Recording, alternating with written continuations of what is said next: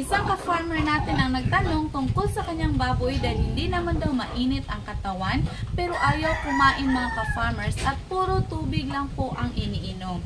So malaking problema po yan mga ka-farmers kapag ganyan ang mangyayari sa ating baboy dahil malaki po ang mawawala sa atin kapag hindi kumain ng kahit na isang araw lang po ang ating mga baboy. At kapag ayaw lang kumain, meaning may dinaramdam po yan mga ka-farmers. So dito sa amin, ang ginagawa po namin ay agapan agad, either mag-inject kami ng antibiotic mga ka-farmers, pero kung hindi po natin alam kung paano mag-inject ng antibiotic, ay pwede tayong magpainom ng probiotics.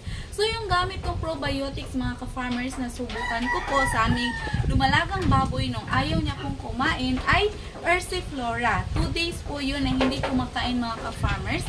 At natutulungan po siya ng Ursiflora. Susubukan nyo rin ang ganyan mga ka-farmers if ever hindi nyo po alam kung paano gumamit ng antibiotic.